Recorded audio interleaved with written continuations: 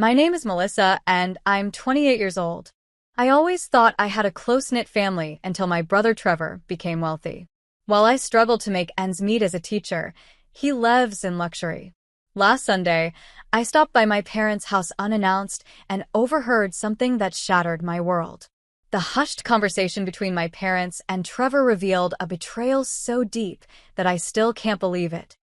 Before I continue this story, let me know where you're watching from in the comments, hit that like button, and subscribe to join my healing journey. Growing up in our middle-class suburban neighborhood in Portland, Trevor and I shared a typical American childhood. Our house wasn't fancy, but it was comfortable with its 4 bedrooms, fenced backyard, and the maple tree where Dad built us a treehouse. Trevor, for years older than me, was my built-in best friend despite our age difference. We shared a bedroom until I turned 10, when Mom finally converted the home office into my own space. Those early years created a bond one thought would last forever. Our parents, Eleanor and Richard, worked incredibly hard. Dad managed a local bank branch, putting in long hours especially at month-end. Mom taught piano lessons from our living room to neighborhood kids after her part-time administrative job. They weren't wealthy, but they made sure we never went without necessities. Their biggest emphasis was always education. Education is the one thing nobody can take from you, Dad would remind us constantly at dinner. From early on, Trevor showed academic brilliance. He brought home perfect report cards, won the spelling bee 3 years running, and was always selected for gifted programs. I still remember the glow of pride on Mom's face when his science project won first place at the state fair. Dad would boast about Trevor's accomplishments to anyone who would listen at neighborhood barbecues. I was different. While I maintained decent grades, my talents lay elsewhere. I could draw portraits that captured personalities, write stories that made my English teachers cry, and connect with people in ways Trevor couldn't. I was the one neighbors called when they needed someone to talk to their troubled teen or help with community theater productions. But somehow, these skills never earned the same approving nods from my parents. "Melissa, why can't you focus more on math like your brother?" Mom would ask when I brought home B's instead of A's. "Those art classes are fine for fun, but they won't get you into a good college," Dad would comment when I showed excitement about my electives. I tried harder in academic subjects, joining debate club and taking AP classes, hoping to see that same parental pride directed my way. When Trevor graduated high school as valedictorian, our living room wall became a shrine to his achievement. His acceptance to Cornell University with a partial scholarship was celebrated with a party that included extended family flying in from 3 states.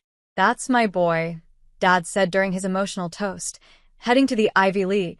2 years later, my acceptance to Oregon State to study education received a family dinner at Olive Garden. "It's practical," Mom said, in what I suppose was meant as a compliment. "Teaching is a stable profession," Dad added. The contrast stung, but I genuinely wanted to become a teacher. Working with children gave me purpose. Trevor graduated with honors in computer science, landing his first job at a tech startup that showed potential. The company developed some innovative payment processing software that major retailers began adopting. Meanwhile, I completed my education degree and secured a position teaching 3rd grade at Pinewood Elementary, just 20 minutes from my parents' home. My first year teaching was a financial nightmare. My starting salary barely covered rent for my tiny apartment, student loan payments, and basic living expenses. I ate ramen noodles more often than I care to admit and picked up weekend tutoring gigs just to afford classroom supplies. Meanwhile, Trevor's company was taking off. Stock options that initially seemed like a quirky bonus instead of higher salary suddenly became valuable as tech giants began courting the startup. Family gatherings transformed into showcases for Trevor's success. Sunday dinners featured updates about his latest promotion, the expansion of his company, or mentions of important people he'd met. Trevor had lunch with a venture capitalist from San Francisco last week, Mom would announce, while passing potatoes. "They're considering another round of funding." I shared stories of my students' breakthroughs, how Lily finally grasped multiplication or how Jaden overcame his reading anxiety, but these stories never commanded the same attention. Eyes would glaze over, followed by quick subject changes back to Trevor's world. Despite the shifting dynamics, I felt genuine happiness for my brother. Trevor worked hard and deserved his success. He remained down to earth, often asking about my classroom and remembering my students' names. When he began bringing expensive gifts for our parents, a high-end coffee machine one Christmas, a surprise weekend getaway for their anniversary, I felt no resentment, only a twinge of inadequacy when placing my homemade gifts beside his wrapped boxes. "You shouldn't have, Trevor," Mom would exclaim while unwrapping his presents, her eyes shining with appreciation. My hand-knitted scarves and framed classroom photos received polite thanks, but never the same enthusiasm. I told myself it was natural for parents to be impressed by expensive gifts, trying to ignore the growing knot in my stomach each time. The first truly uncomfortable moment came during a Labor Day barbecue 5 years after we'd both graduated.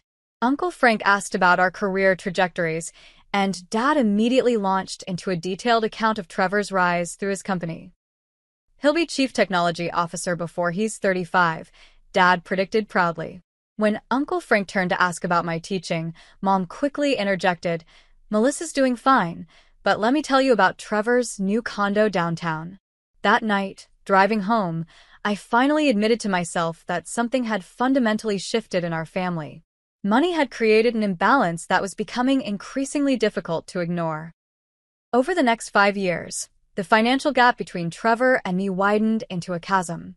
His startup was acquired by a tech giant for millions, making my brother wealthy almost overnight. At 32, Trevor moved into a downtown luxury apartment with floor-to-ceiling windows overlooking the city's skyline. His furniture came from designer showrooms, and his kitchen featured appliances I'd only seen in magazines. The black Tesla parked in his reserved spot cost more than I would make in 4 years of teaching. Meanwhile, I shared a modest 2-bedroom apartment with my college friend Jasmine in a decent but unremarkable neighborhood. My 7-year-old Honda had reliable air conditioning and decent gas mileage, its best features. My furniture was a mix of IKEA, thrift store finds, and hand-me-downs from relatives upgrading their homes. My student loans hung over me like a dark cloud. I owed $70,000 and made payments of $500 monthly, which meant nearly a quarter of my take-home pay went straight to loans. I'd been told my parents had saved for both our educations, but somehow those funds had never materialized for me. When I'd asked about it during my freshman year, Dad vaguely mentioned market downturns and changed the subject. Despite financial struggles, I loved teaching.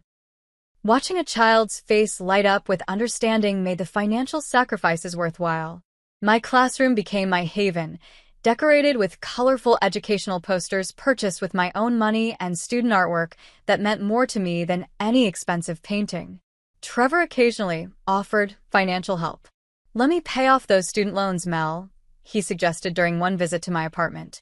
"It would be nothing to me, and everything to your monthly budget." His generosity was genuine, but I declined. Perhaps it was foolish pride, but I needed to stand on my own feet. "Thanks, but I'll manage," I told him. "I made these choices, and I'll handle the consequences." What hurt more than my financial situation was watching my parents' lifestyle improve through Trevor's generosity. They began taking luxury cruises to Alaska and the Mediterranean. Dad retired 2 years earlier than planned because Trevor wanted to give back to them for all their sacrifices. Mom got the kitchen renovation she talked about for 20 years. "You should join us in Greece next summer," Mom said during one Sunday call. Trevor's renting a villa for 2 weeks.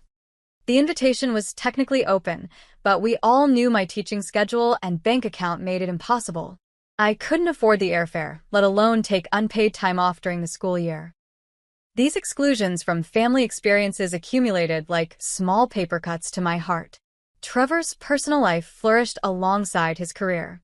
He met Sophia at a charity gala. She was a marketing executive for a cosmetics company, elegant and accomplished. Their Instagram posts showed them at exclusive restaurants, attending gallery openings, and taking spontaneous weekend trips to wine country. They made a stunning couple, both attractive and successful. My parents were immediately enchanted with Sophia. "She's so accomplished," Mom gushed after their first meeting. "And from such a good family. Her father is a surgeon, you know." The unspoken comparison to my boyfriend Ryan hung in the air. Ryan taught physical education at my school, kind, funny, and as financially stretched as I was. When I'd introduced him to my parents, their reception had been polite but lukewarm. "He seems nice," was all Mom offered afterward. The engagement announcement came during a family dinner at Trevor's apartment. Sophia's 5-carat diamond ring caught the light as she extended her hand to show everyone. "We're thinking about a destination wedding," she announced excitedly. "Maybe Santorini or the Amalfi Coast." Mom immediately jumped in. "We'd love to help with the planning. I've always dreamed of helping plan a beautiful wedding." Her enthusiasm stabbed at me. When I'd mentioned Ryan and I were getting serious, she had simply nodded and changed the subject. A month later, Trevor called with news that made my parents ecstatic. "I just closed on a house," he announced. 5 bedrooms, pool, home theater room. Plenty of space for when we start a family.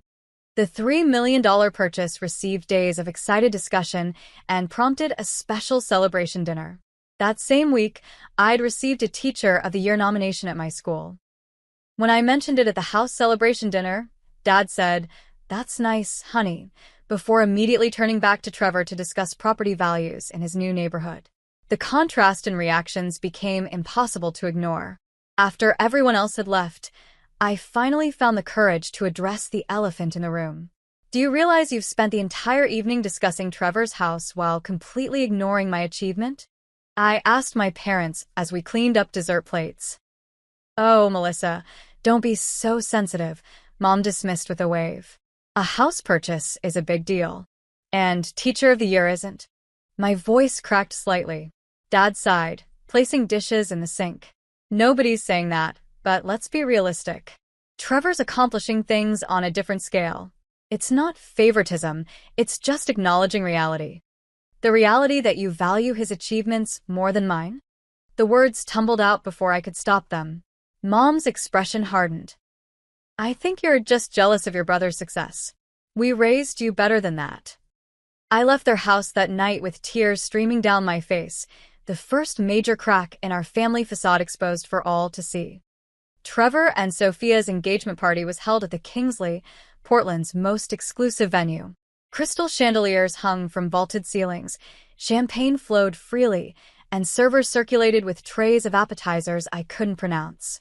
The guest list included tech executives, local celebrities, and politicians. I wore my best dress, a navy blue cocktail number purchased on sale last season, and still felt hopelessly underdressed among designer gowns and custom suits.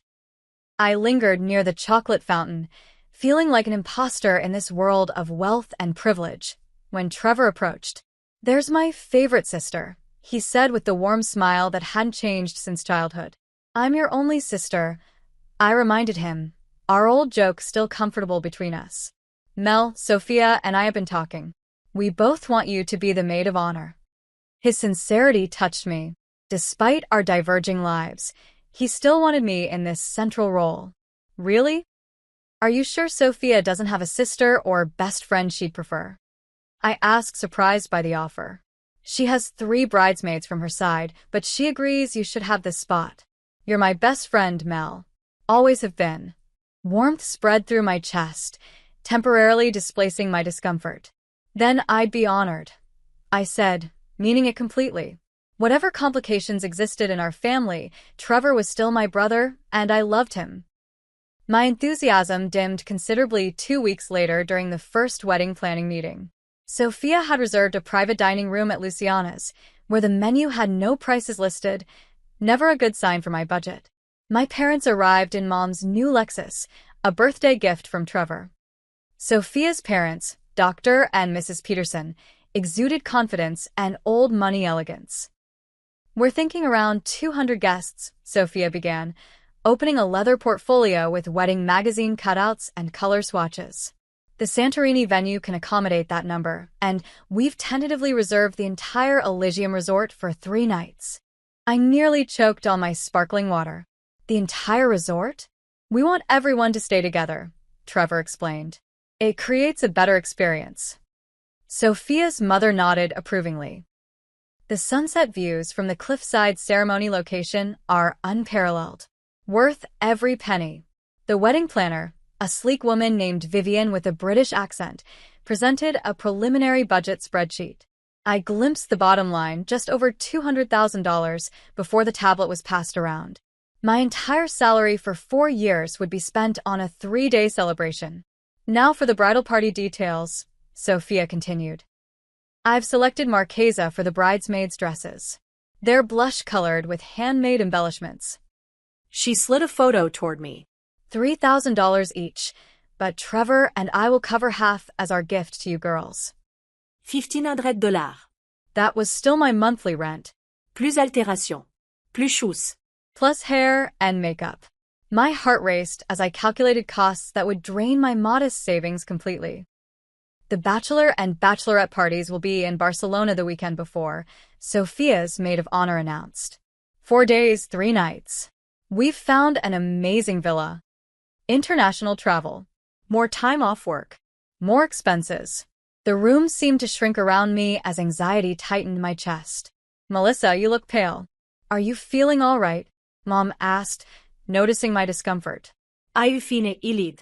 Just a little overwhelmed by all the details. After dessert was served, I found a moment to pull Trevor aside. The wedding sounds amazing, I began carefully, but I need to be honest about my financial situation. These costs are significant for me. The dress alone is nearly 2 months of student loan payments. Trevor's face fell. I didn't think about that. Let me cover your expenses entirely. No, I said firmly. I don't want special treatment or to feel like a charity case in front of Sophia's friends. I just need to understand all the expected costs up front so I can budget and pick up extra tutoring jobs. I should have been more considerate, Trevor said, genuine regret in his voice. Let me talk to Sophia about selecting more affordable options. But when he raised the subject back at the table, Sophia's reaction was immediate. We've already committed to Marchesa, she said, her smile tight. Everyone else is on board. We can't change everything now. It's our special day, and we've dreamed of these specific details. My parents watched the exchange silently. Not once did they suggest scaling back for my benefit or offer to help with my expenses. The message was clear: accommodate the plans or step aside. That night, I broke down in our apartment while Jasmine made tea. I'll need to spend at least $8,000 to participate in this wedding, I calculated aloud. That's every cent of my emergency fund plus maxing out my credit card. Can you talk to your parents? Jasmine suggested. Maybe they could help since they seem so invested in this wedding. They've made it clear this is my problem to solve, I said bitterly. Besides, they're contributing to the rehearsal dinner that probably costs more than my annual salary. Despite my reservations, I committed to finding a way. I picked up tutoring jobs on weekends and evenings. I signed up to teach summer school instead of taking a much-needed break. I canceled my dental cleaning and put off repairing my car's dented fender. Every extra dollar went into my wedding fund envelope. The expenses kept mounting. Sophia's bridal shower required a $500 contribution from bridesmaids. The bachelorette party deposit was due, $1,200 for accommodations alone. I depleted my modest savings account to purchase the non-refundable plane ticket to Greece, trying not to think about how long it had taken to accumulate that cushion of financial security. 6 months into planning, I met with the travel agent handling group bookings for wedding guests. The room block at the resort is $350 per night, minimum 3-night stay, she informed me cheerfully. Plus, there's the welcome dinner, excursion day, and farewell brunch to consider in your budget. Walking to my car afterward, I called Ryan in tears. I can't do this. It's financially ruining me. Maybe it's time to be honest with everyone, he suggested gently. There's no shame in having budget limitations. But there was shame, at least in my family. Money had become the measure of worth, and my inability to keep up only highlighted my perceived inadequacy. Still, Ryan was right. I needed to have an honest conversation with my family before this wedding bankrupted me completely. The following Sunday, I drove to my parents' suburban home to drop off my completed RSVP cards for the wedding welcome dinner and farewell brunch. Mom had texted asking me to return them ASAP since they were already late, though the deadline was still a week away. I figured I could drop them off quickly and avoid a lengthy visit since tensions had been high since our last conversation about wedding expenses. Their house looked immaculate as always, with Mom's carefully tended flower beds in full bloom. I used my key to let myself in when nobody answered the doorbell, assuming they might be in the backyard. "Hello, Mom?" Dad. I called out, placing my purse on the entryway table. Faint voices came from my father's study down the hall, the formal room with leather-bound books and his prized golf memorabilia where serious family discussions typically occurred. I walked toward the partially open door, about to announce my presence when I heard my name mentioned. "Melissa's been hinting about the wedding expenses again," my father's distinctive voice said, sounding annoyed. "Trevor, I know you're concerned, but you need to stand firm on this." I froze in the hallway, my hand raised to knock on the door frame. "I just worry it's putting real financial strain on her," Trevor responded, his voice carrying notes of genuine concern. "Teaching doesn't pay much, and I know she's still dealing with student loans. Maybe we could rethink some of the expectations for the bridal party." "Don't worry about your sister," Dad replied dismissively. "This is your wedding. You and Sophia deserve exactly what you want without compromise." "We'll make her pay for everything," Mom added, her tone matter of fact. "It's good for her character. Melissa needs to learn financial responsibility." The casual cruelty in her voice made my stomach lurch. These were my parents, the people who were supposed to love us equally and protect us both. "I could easily cover her expenses," Trevor suggested.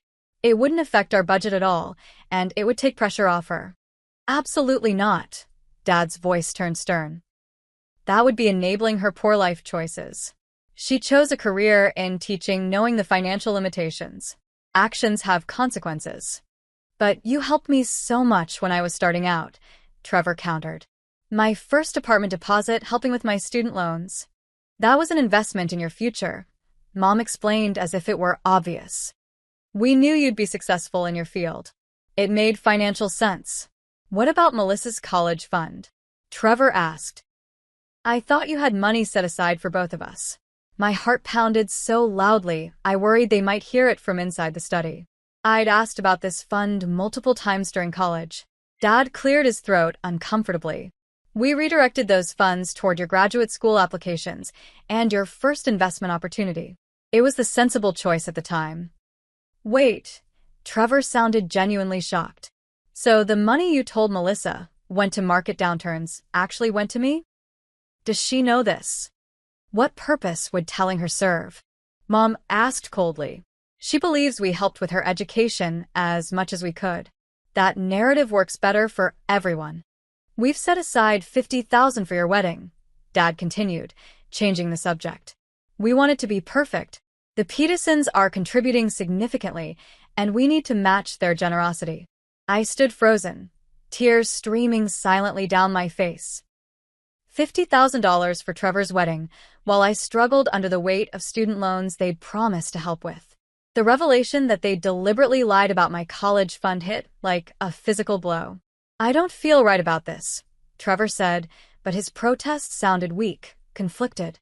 "Trust us," Mom said soothingly. "Melissa will manage.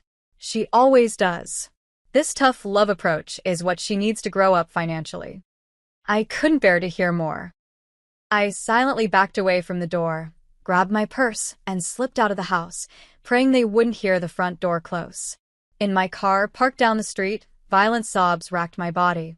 Everything I thought I knew about my family had been a carefully constructed lie. The drive home passed in a blur of tears and shock. Twice I had to pull over when the crying made it impossible to see the road. My phone buzzed with a text from Mom.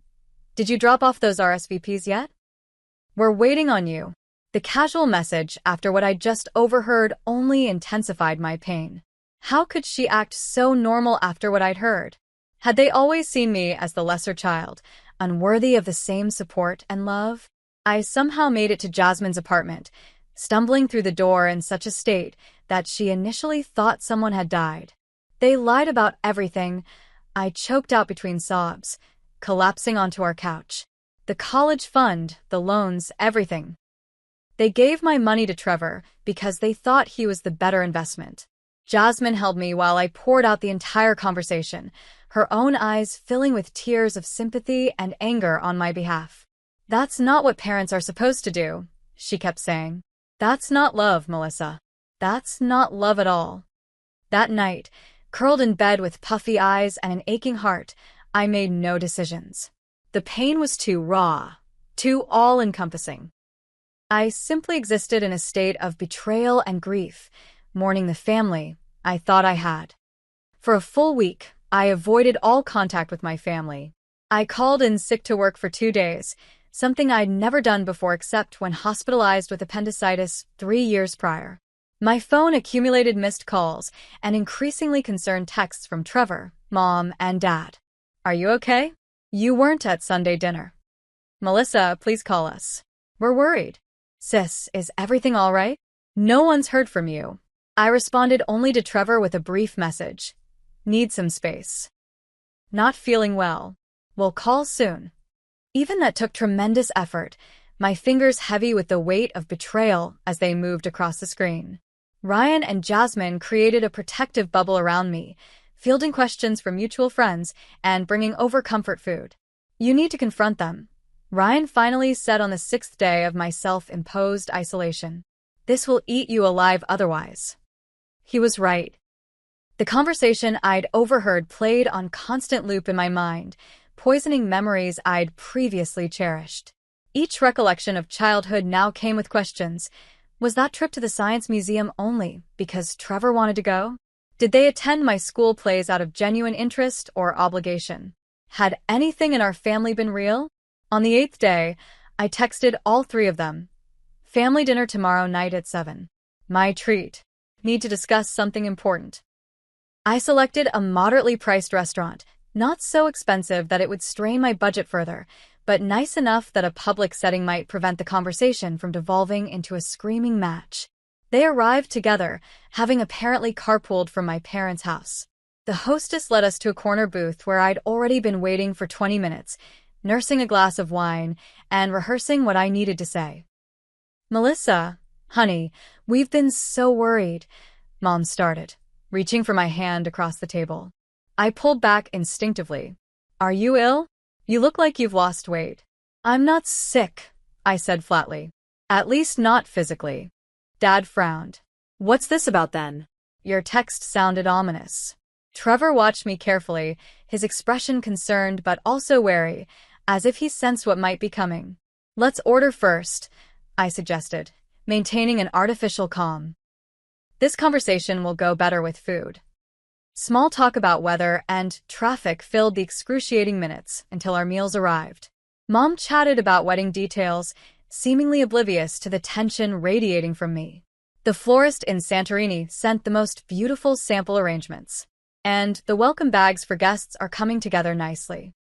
Once the server had delivered our entrees and left, I set down my fork and looked directly at my parents. Last Sunday, I came by the house to drop off those RSVP cards. We never got them, Mom interrupted, frowning. That's because I overheard a conversation that made me leave without delivering them. My voice remained steady despite my racing heart. I heard everything you said in Dad's study. Everything about making me pay for the wedding expenses. Everything about redirecting my college fund to Trevor. Everything about considering him the better investment. The color drained from my mother's face. My father froze with his fork midway to his mouth. Trevor closed his eyes briefly, a pained expression crossing his features. You misunderstood, Dad finally said, setting down his utensils. Context is important in these discussions. What context justifies lying to me about my college fund? I challenged, keeping my voice low but intense. What context makes it okay to set aside $50,000 for Trevor's wedding while watching me drain my savings and work extra jobs to afford being in it? We never promised to pay for your expenses, Mom said defensively. Adults handle their own financial obligations. I'm not talking about the wedding expenses, I clarified, feeling heat rise in my face. I'm talking about the systematic favoritism that's defined our family for years. I heard Dad explicitly say you redirected my college fund to Trevor's graduate school and investments. Financial decisions aren't about favoritism, Dad insisted, his businessman persona taking over. They're about return on investment. Trevor's career path simply offered better financial outcomes. The clinical assessment of our worth as children hit like a slap. So, I was the bad investment? The child not worth supporting? That's not what we meant. Mom backpedaled, looking around nervously as if worried about being overheard. We love you both equally. We just had limited resources and had to make practical choices. Limited resources? I repeated incredulously. You just committed $50,000 to a wedding. That would have covered most of my student loans, the ones you promised to help with, but never did. Trevor finally spoke, his voice quiet but firm. They did promise to help you, Melissa. I remember those conversations, too. Mom shot him a warning look that didn't go unnoticed. You told me the market crashed and my college fund was gone. I continued, addressing my parents directly. That was a lie. You made a conscious choice to invest in Trevor instead of me because you decided his future mattered more. We were trying to teach you independence, Dad explained, his tone suggesting I should be grateful. Trevor's situation was different. How? I demanded. Because he chose a lucrative field? Because he fit your definition of success? Partly yes, Dad admitted, his honesty finally breaking through. We saw potential for significant achievement in Trevor's path. Teaching is noble, but it doesn't offer the same opportunities. Opportunities for what? Making you proud? Giving you bragging rights at country club dinners? My voice cracked with emotion. Do you have any idea how it feels to know your parents redirected your education money to your brother because they thought you weren't worth the investment? That's a very dramatic interpretation, Mom said dismissively. You're being overly emotional about practical decisions made years ago. I've sacrificed everything to be part of this wedding, I continued, ignoring her dismissal. I've picked up extra jobs, canceled vacations, put off car repairs. I've spent my emergency fund on plane tickets to Greece. And all while you're secretly setting aside $50,000 for the event itself, not once considering that your daughter is drowning financially. If you can't afford the wedding, you should have said something sooner, Dad said coldly. Nobody forced you to participate. His callousness broke something inside me. Do you even hear yourself? Do you understand what you're saying to your daughter right now? That I should exclude myself from my only brother's wedding because I can't afford the luxury version you're all planning. Trevor reached across the table toward me. Mel, I had no idea it was this bad. I swear I'll cover all your expenses from now on. This isn't about money anymore, Trevor, I said, tears finally spilling over. It's about learning that our parents have systematically favored you my entire life. That they've lied to me repeatedly. That they see me as less valuable because I chose to teach children instead of chase wealth. That's not true, Mom protested weakly. We're proud of you too. When? I challenged. When have you ever shown the same pride in my achievements as Trevor's? When have you ever celebrated my successes the way you celebrate his? Their silence was damning. I can't do this anymore, I finally said, dropping my napkin on my barely touched meal.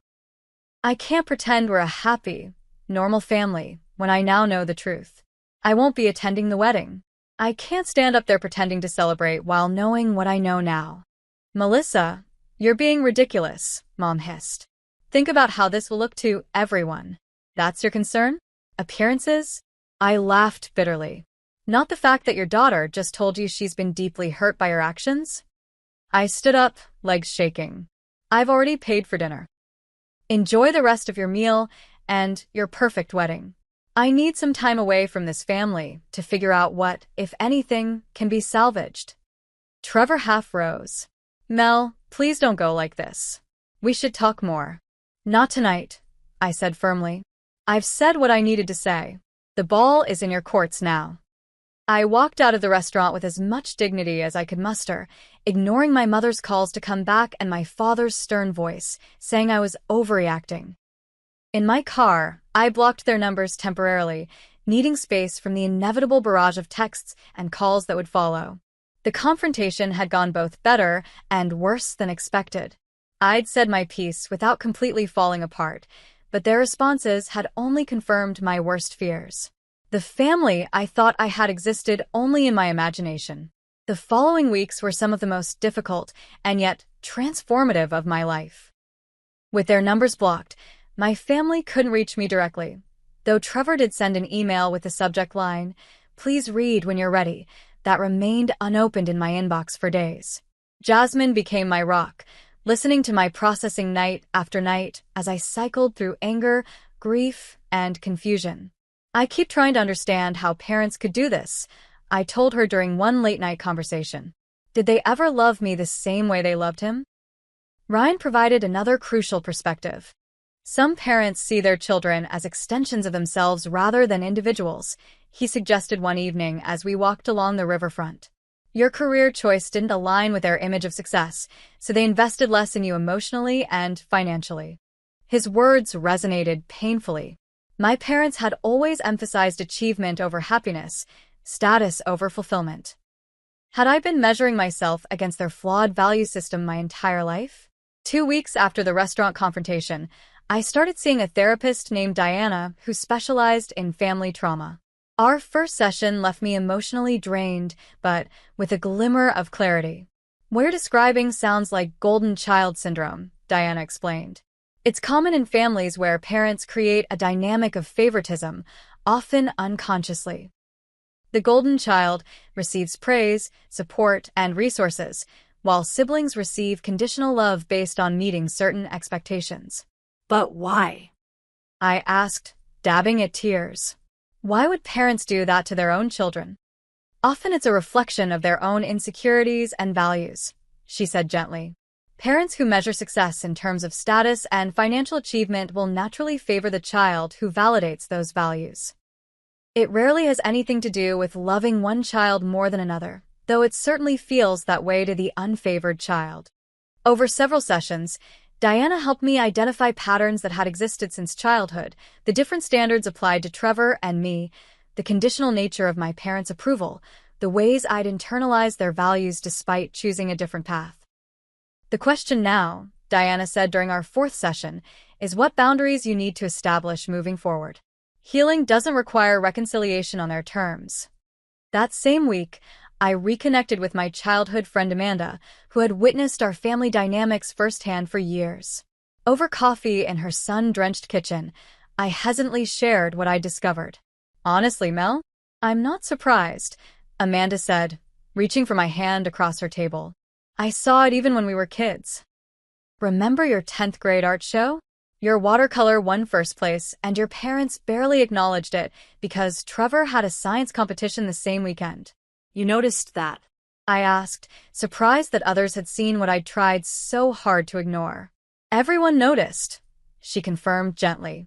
"Our moms were in the same book club, and I overheard mine telling my dad once that your parents played favorites pretty blatantly." She felt bad for you. This external validation was both painful and oddly healing. I wasn't crazy. I hadn't imagined the unequal treatment. Others had seen it too. The most difficult decision I faced was about the wedding. My initial emotional declaration that I wouldn't attend now required rational consideration. Did I want to miss my only brother's wedding? Would that decision bring healing or more pain in the long run? 3 weeks after our confrontation, Trevor showed up unannounced at my apartment. When I opened the door, we stood looking at each other in uncomfortable silence before he asked quietly, "Can I come in?" We sat in my small living room, the space suddenly seeming shabby compared to his luxurious home. "I've been trying to respect your need for space," he began, "but I couldn't let this go on any longer without talking face to face." "I appreciate that," I said stiffly, unsure where this conversation would lead. Trevor ran a hand through his hair, a nervous gesture from childhood. "First, I want you to know I had no idea about the college fund. I always thought they contributed equally to our educations. I never would have accepted that money had I known." I nodded, believing him. Trevor had his flaws, but deliberate cruelty wasn't among them. "Second, I'm sorry for my part in all this. I should have noticed the pattern sooner. I should have questioned why they always seem to have money for my ventures, but not for your needs. I was so caught up in my own world that I failed to see what was happening." "You weren't responsible for their choices," I said, softening slightly. "You were just accepting the support any child would expect from their parents." "But I became complicit by accepting the preferential treatment," he countered. "And I should have pushed back harder about the wedding expenses." I knew they were substantial, but I let Sophia's vision take precedence over your financial reality. We talked for hours, peeling back layers of our shared childhood and seeing events through new, more honest perspectives. Trevor revealed his own struggles with our parents' expectations, the constant pressure to achieve, the subtle threats of disapproval if he considered career paths that paid less. In some ways, you got the better deal, he admitted. You broke free from their value system earlier. You chose what actually made you happy instead of what would make them proud. I'm still trying to figure out if my career choices were truly mine or just the path of least resistance. This vulnerability from my successful brother shifted something in me. Perhaps we had both been damaged by our parents' conditional love, just in different ways. About the wedding, Trevor said tentatively. I completely understand if you still don't want to participate. But selfishly, I hope you'll reconsider. You're my sister, Mel. My only sibling. The thought of getting married without you there feels wrong. I don't know if I can face them, I admitted. Every time I think about seeing Mom and Dad now, I feel physically ill. What if I talk to them, he suggested. Make it clear that they need to respect your boundaries and give you space at the wedding? They'll be so busy with the Petersons and their friends that it might be easier than you think to maintain distance. And Sophia's expectations for bridesmaids? The dress, the parties, all of it. I've already told Sophia I'm covering all your expenses myself, Trevor said firmly. Not as a loan or charity, but as a gift between siblings. She understands this is non-negotiable. I considered his words carefully. I need some conditions if I'm going to be there. First, I'll accept your help with expenses, but only because it would financially break me otherwise. Second, I need minimal contact with Mom and Dad during the events. Third, I want to bring Ryan for support. Done, and absolutely done. Trevor agreed immediately. Ryan's already on the guest list, and I'll make sure you're seated away from our parents at all events. We didn't solve everything that day, but we began rebuilding our relationship on more honest ground. I agreed to attend the wedding, not for my parents, but for the brother, who was making genuine efforts to understand and repair the damage. Before Trevor left, I handed him a letter I'd written to our parents. I'm not ready to speak with them directly, I explained. But they need to understand my position and what I need from them going forward. The letter outlined my feelings without accusation, focusing instead on the specific behaviors that had hurt me and the boundaries I needed to establish. I explained that reconciliation would require acknowledgement of the favoritism, an apology for the lies, and a commitment to more equitable treatment going forward. I'll make sure they read every word, Trevor promised, tucking the envelope carefully into his jacket. As expected, my parents responded defensively at first. Mom called the letter dramatic and one-sided, according to Trevor. Dad maintained that financial decisions weren't about favoritism, but practicality. But as the wedding approached and it became clear I was serious about maintaining distance, small shifts began to occur. Mom sent a brief text. We miss you at Sunday dinners. We should talk when you're ready. Dad left a voicemail. Perhaps there are things we could have handled differently. Let's discuss after the wedding. These weren't the heartfelt apologies I deserved, but they were tiny acknowledgments that something had broken and needed repair. It was a start, however small. 6 months after discovering the painful truth about my family, I found myself on a plane to Santorini with Ryan beside me, holding my hand during takeoff. Trevor had kept his word, covering all expenses related to the wedding, including our flights and accommodations. The bridesmaid dress hung in a garment bag overhead, altered to fit perfectly. Despite my initial reluctance, I had committed to being present for my brother's important day. Greece was as breathtaking as everyone had claimed, whitewashed buildings against the deep blue sea, sunsets that painted the sky in impossible colors, and food that made every meal a celebration. Under different circumstances, it would have been the trip of a lifetime. The wedding party arrived 3 days before other guests. Sophia's 3 bridesmaids, college friends who worked in finance, law, and pharmaceutical sales, were polite but distant, clearly aware of the family tension. To my surprise, they made efforts to include me in preparations, perhaps coached by Sophia herself, who had been unexpectedly considerate since Trevor's intervention.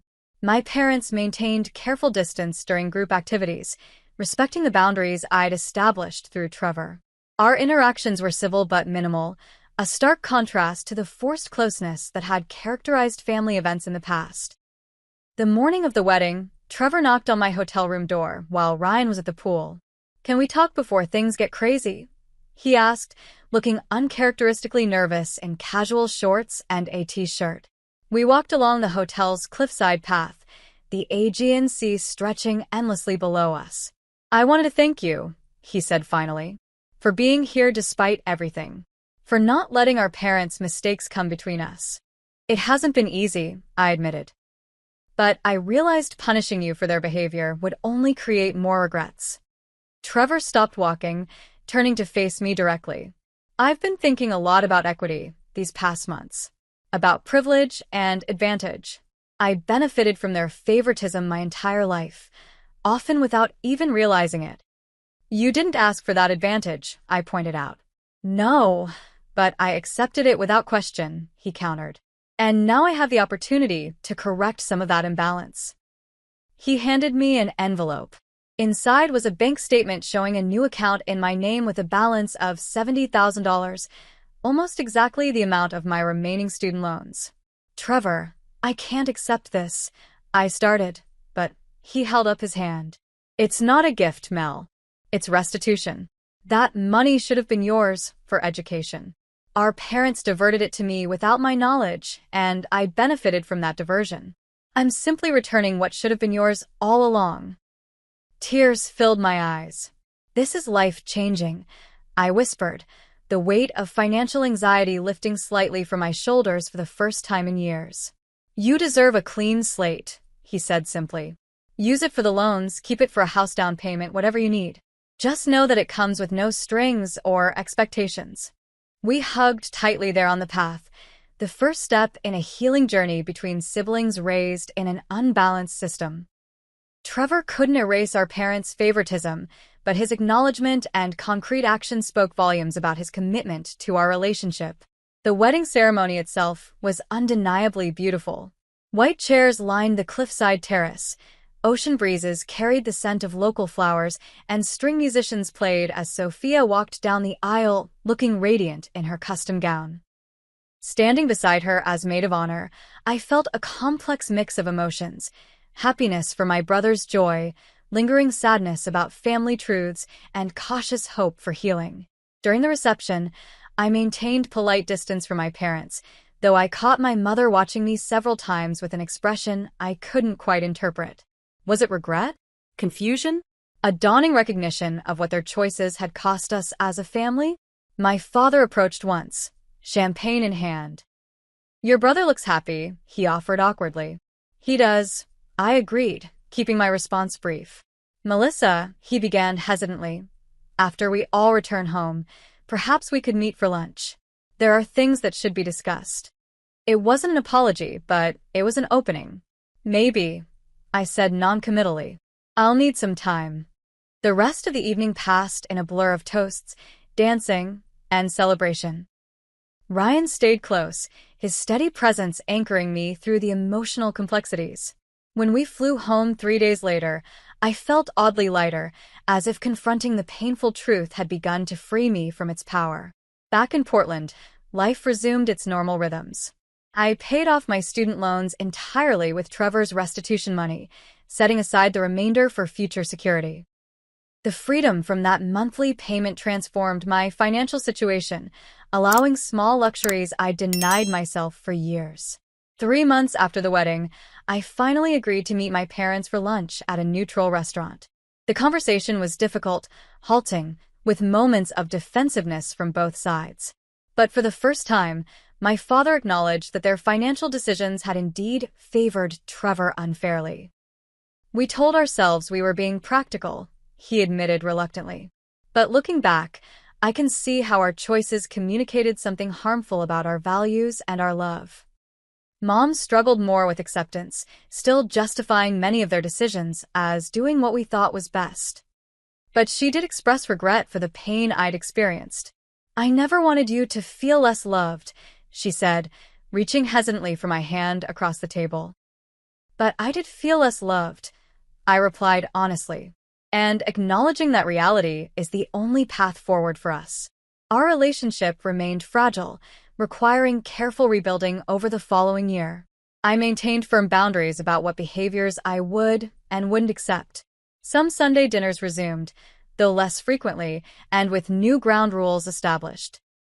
When they slipped into old patterns of excessive focus on Trevor's achievements, I calmly pointed it out rather than silently enduring. Trevor and Sophia made efforts to create more balanced family dynamics as well. They hosted gatherings where conversation topics were deliberately diverse, ensuring my work and accomplishments received equal attention. When they announced Sophia's pregnancy 6 months after the wedding, they were careful to include me in special moments rather than creating another sphere from which I felt excluded. The most meaningful change came unexpectedly. A year after the confrontation, my mother called to ask if she could visit my classroom. "I realize I've never really seen you teach," she explained. "I'd like to understand that part of your life better." Watching her observe my interactions with 23rd graders, seeing her expression shift from polite interest to genuine appreciation as she witnessed my skill and passion, felt like a small miracle. "You're remarkable with them," she said afterward, something like respect in her voice for perhaps the first time. That afternoon, one of my struggling students approached me with a drawing. "My parents don't think I'm as smart as my sister," he confided quietly. "They always help her with homework first." Looking into his worried eyes, I recognized the pain of perceived conditional love. Drawing from my own healing journey, I was able to help him articulate his feelings to his parents in constructive ways, facilitating a family conversation that might prevent the same pattern of favoritism from causing lifelong harm. Sometimes families develop habits without realizing how they affect everyone, I explained to him. But when we speak up with honesty and love, we give them the chance to change those habits. The ability to transform my painful experience into guidance that might help this child felt like the first true gift to emerge from the difficult year. Pain, when processed and understood, can become wisdom that serves others. My relationship with my parents will never be perfect. Some wounds go too deep for complete healing. But we've established a more honest foundation based on reality rather than pretense. They are learning to value me for who I am rather than measuring me against their expectations or my brother's choices. I am learning to set boundaries without building walls. Most importantly, I no longer measure my worth by their approval. The painful revelations force me to develop a stronger sense of self-validation, to recognize my value independent of external metrics like income or status. Teaching children remains my passion and purpose, regardless of how others perceive that choice. Trevor and I have developed a closer, more authentic relationship than we had before. The artificial harmony maintained by ignoring uncomfortable truths has been replaced by genuine connection based on honesty and mutual respect. He remains my brother, my friend, and now my ally in creating healthier family patterns. As I reflect on this journey, I realize that sometimes the most painful revelations become doorways to greater authenticity. Hearing those devastating words from my parents, "We'll make her pay for everything," ultimately freed me from illusions that had limited my self-perception for decades. Have you ever discovered painful truths about your family dynamics? How did you handle establishing new boundaries while maintaining relationships? Share your experiences in the comments below. If this story resonated with you, please like and subscribe to support more content about family healing and personal growth. Remember, recognizing your worth isn't selfish. It's the foundation of healthy relationships and the beginning of true healing. Thank you for joining me on this journey, and I wish you strength and clarity on your own path to authentic family connections.